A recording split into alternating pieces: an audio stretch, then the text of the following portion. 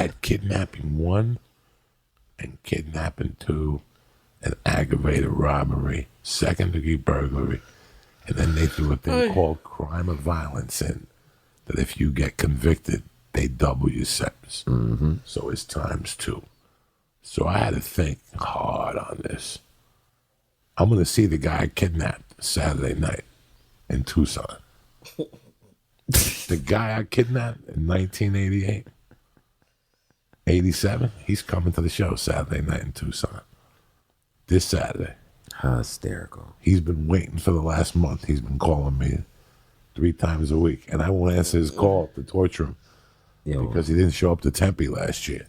So I haven't been answering the phone. He finally hit me up on Facebook. He's like, motherfucker, you coming to Tucson? I'm coming. So the dude I kidnapped in 1987 will be in the show in Tucson this weekend. So you in Tucson this weekend? Yeah. How crazy is that, though? That's crazy. So for me, I knew he was a loose cannon, that he was going to disappear. So that's why I kept postponing it. I kept paying my attorney to push it back because the victim would disappear eventually. He would either move to Mexico and then there'd be no fucking court. No, he showed up. They didn't let him testify, though, because he had robbed the hospital. He jumped out. This motherfucker got a DUI, cut his head open. They took him to the hospital. While he was in the hospital, he broke into the pharmacy, took the liquid cocaine and a bunch of pills, and jumped out the motherfucking window and then didn't show up for court and had a warrant out for his arrest. When I kidnapped him, he had a warrant out for his arrest. So do you understand? If they would have taken this to trial, witness, yeah. if I would have taken it to trial, it would have been close. Too close to risk 40 fucking years over. Yeah, too close. I just almost got jury duty, and seeing what the kind of people they picked. Like, there's people who just get bad luck. Like, they've gotten jury duty 4 times, and like they're in charge of your life. That's I like it almost makes more sense to just have the judge do it, because at least they're supposedly smart. The people who I was in the room with for jury duty, it terrified me. Like, to think that they were in charge of someone's life. Yeah, it's a big thing. The people being there, wanting to go, not listening to all the evidence. Just imagine we have a decline in the educational population. So now if you getting picked, you're getting judged by these new people becoming your jury. The same people who can't pay attention without their phone. They got a small window of attention. These motherfuckers think Kim Kardashian's a good singer. Yeah. Like, and Kardashian's a great singer. And she's a public figure for the world. So these are the people who are like, yes, I would like to hear all the facts. So this thing we did, it's the damn, we in a tight spot. I remember the first, because Tidwell got arrested first.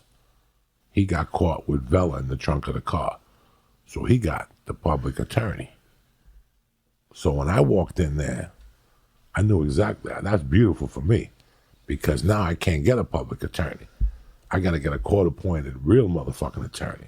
And the state pays him, because if a public attorney handles me, it's conflict of interest. So when you get involved with 2 or 3 people, you shut your mouth until you find out one guy got a public attorney. Let them get the public attorney. You're going to go with a real motherfucking attorney. A real one. And I went with a black dude. His name was Sonny Flowers. That was his real name. But he was black only in skin color. His soul was whiter than white. And he was in there selling my fucking soul. And I remember he called me a week after I bailed. He's like, good news. We've gotten you a great deal. It's 9 years. And he goes, and you're pleading to kidnapping too. And I'm like, Mr. Flowers, are you fucking crazy? And he goes, I think it's a great deal for you. 9 years is perfect for what you did. I go, there's no violence. They got no proof of it. But I was just buying time. I was just trying to get all my money in order to get a real attorney. Yeah. So I was just trying to get my shit in order to get a real attorney. Then I went in there and started like a fake argument with him, because he kept telling me, you don't understand. My grandmother was the first black woman to ever graduate CU Bold. And I'm like, you don't understand. I don't give a fuck. I'm going to get fucking lynch mobbed in this motherfucker. And you're telling me about your fucking grandmother? I don't want to hear about your fucking grandmother one more goddamn time. And he's like, nobody talks about my grandmother. You know, You'll never be a Boy Scout. you'll never be a Boy Scout and all this shit. And then he threw me out. He wrote a letter to the judge, and then I had to go see the judge. I never forget this. I must have snorted 9 8 balls on a Sunday night, and I had to see the judge at 10 in the morning. I went in there sweating bullets. Ali, I know you've gone through this. I go in there. I forget what the judge's name was. He was bald. He was a little bit of a hard-on. And I went in there and had to explain my situation. He goes, what happened? I go, we didn't come to an agreement. He goes, Mr. Diaz, I want you to get sentenced. And I go, listen, I wasn't getting along with him. He goes, all right, you have 14 days to get new counsel and come in here. I go, okay, thank you, Your Honor. And he goes, by the way, before you go, please go in my chambers and check with my clerk for a date. I've been to court 1,000 times. That was fucking weird, Ali. Before you leave, go in my chambers. This is in front of everybody. He goes, go outside and go in the first office and check with my clerk for a date for 2 weeks. I was like, something don't sound right. I was by myself. I had no attorney with me. So I walk out. He's like, go ahead, that way. And I walk out and I go in there. And when I open up, there's a lady there. And she goes, Jose? And I go, yeah. She goes, hold on 1 second. And she opened up a door and 2 feds came out. They're like, Mr. Diaz, we're fucking such and such. We're from fucking the DEA, and this is county from Aspen. And they started showing me pictures of me on a balcony, showing me pictures of me in a car, showing me pictures of me giving a guy like a package. And they were watching me up in Aspen. And they're like, this is how you could take care of this whole deal. They said to me, if you give us your dealer in Aspen, we'll make this situation go away, and we promise you'll do it in a minimal time. And I'm like, so wait a second, what you're trying to tell me is I'm going to sell my soul, and I still got to do time? So I thought about it first. And if you know anything about me, you know I had to fuck with them a little bit. I took the dude's card and I said, I'll get back to you. And then I would call him like every 4 days. Listen, I seen a license plate the other night, like 626, like when somebody was busting my balls, like if there was a drug dealer that I owed money to. I would call this motherfucker and say, look, I just seen a suspicious thing go in my neighborhood. With this count, I wouldn't say nothing to nothing. You're about to go to jail twice, and you're still torturing the police. Oh, please, you know me, dog. I don't give a fuck. I could go on for years torturing a cop. I had a cop that was so mad at me, Ali Siddiq. This motherfucker tried to crack this coconut that he showed up on my wife's side for the divorce hearing. That's how much. You ever say I Dream of Genie? I Dream of Genie is not about a white dude with a genie. It's about a white dude and another white dude who torture Major Bellows. They just torture him. He'd walk into an office and they're having an orgy. Then he goes to report and he comes back and they're really a bakery. I had this cop. That dude just retired. I would still send him flowers. I would send him Valentine's cards. I would send him Christmas cards. I sent that motherfucker Christmas cards 5 years after I got out of prison because I knew he hated me so much. Man. So why are you antagonizing him? Because fuck him. Because I hate him.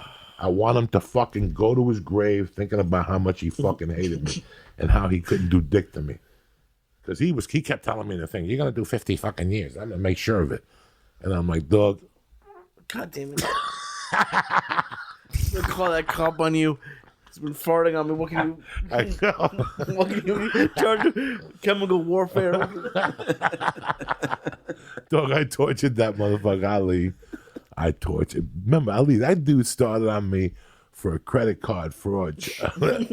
He started on me at 85. When he was a patrolman, he thought he was fucking Snoop. I burglarized the mall with a credit card. And then my stupid Cuban ass. See, I went to the mall first looking for a job. And I didn't Lee, get you it. okay, Lee? No, I'm just thinking about this story. It's amazing that he's free. Like that. Ali, No wonder he had such a fun time. He's like, I'm free. Ali, I terrorized this mall first looking for a job. And when I didn't get the job, nobody would give me a job. I took a credit card, like 10 credit cards, and just destroyed that mall. Bro, I went into that mall one day, walked into the Radio Shack. Do you know I picked up a CD player, one of those DVD players, wrapped the wire around it. You know how you unplugged it? It was the sample. I took the fucking thing and walked out of there with the sample. I destroyed this mall. They were not ready for Joe Diaz, but I tormented them with the credit card. I bought something in every fucking store in that mall. This mall was 3 floors. I spent money in every store in that mall. I kept throwing the cards away and taking them and going back. I tormented this mall. I had merchandise all over that fucking apartment. The one day I'm working, I get a call from Foot Locker. They want to hire me. In that mall? In that mall. So I take the job at Foot Locker with my stupid Cuban ass. I'm 21 years old. And I'm at Foot Locker robbing up a storm, right? Robbing like a motherfucker. And one day this Chinese family comes in, one of those yin-yang envelopes, the Chinese New Year envelopes, and they're trying on shoes, and I'm looking at that envelope and shit, and all these Chinese people are trying on shoes. I clipped the envelope and put it in my pants. It had to be like fucking, I don't know, $2,000, $3,000. I went right in the back of the place, and I opened up a bag of size 13 sneakers, and I put the envelope inside the sneaker, and I went back out. I just had a weird feeling. And when they went to pay for the sneakers, they're like, what happened to the envelope? Our envelope is lost. What happened? I'm starting to feel bad. The kids are crying and shit. I'm like, oh, I'm going to go to hell for this. And all of a sudden they leave. They came back an hour later with the cops. And they were like, we know for a fact when we came in here, we had that fucking envelope. So either somebody stole it or somebody who works here stole it. And there was like 3 of us. And I'm like, dog, none of us took it. Either you dropped it, you know. But that cop kept looking at me weird.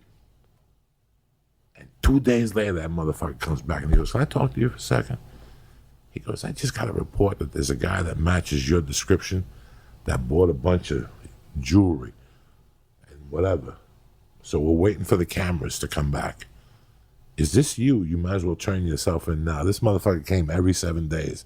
He came in for 5 days with that same story. Every day he'd come in. How you doing, Mr. Diaz? Have you decided to turn yourself in yet? You know, we got the sizes of the pants and stuff, right? You know, we're going to hang the sign. You know, I'm like, I don't know what the fuck you're talking about. They kept coming to Foot Locker, Then Sunday night, the motherfucker knocked on my door. And he's like, you know, we're going to come back here and arrest you tomorrow. We can make this a lot easier. I'm like, dog, if you could arrest me, you wouldn't be here talking this shit. Now get the fuck off my stoop. Then that night I left for San Francisco. And I didn't come back for like 2 years. That was in August of 85. Ali, do you know when I kidnapped that motherfucker in November of 87? You know who I turned myself into? That dude and another cop. And he never remembered, Ali. He kept looking at me like he knew me from somewhere. And every time I go to court, he'd be looking at me and shit. I'm like, when is this fool going to remember that I was the credit card bandit? The Boulder credit card. The Boulder credit card bandit. The Boulder credit card bandit. When is he going to fucking realize that I'm that dude? He going to be sitting up one day and just going to pop into his head like something that you can't remember. Fuck, Joey Diaz. No, I was at the Comedy Works 2 years ago, and the feature that opened for me was a Boulder cop. And I said to him, I asked him, I said, is that cop still there? And he goes, yeah. I'll ask him about you. Oh. I go, send him my love. Because I always send him Christmas cards at the police station. So I sent him fucking shit for years. I think I haven't sent him anything in like 12 years, 13 years. I think I sent him something with the longest yard. Go fuck yourself. What have you done with your life, you fucking flat-foot motherfucker? Here I am busting out with Adam Sandler. How you like me now? I sent him the trading card. They had these trading cards, and I sent it to him. Do you have a problem with police? I don't actually have a problem. No, not at all. I don't actually Never in my life. Just not a specific. Not at all. I like when a cop is a cop. Yeah. I like when a cop talks to me from the heart, and I talk back to him from the heart. I hated cops like him because they really thought they were making a difference. From 10 Planet Kush, it drains the lactic motherfucking acid. People won't cop to it. The health specialists say, no, that doesn't happen, Joey. Yes, it fucking does. I got friends at Harvard, bitch. I'm like Garth Brooks. I got friends in high places, motherfuckers.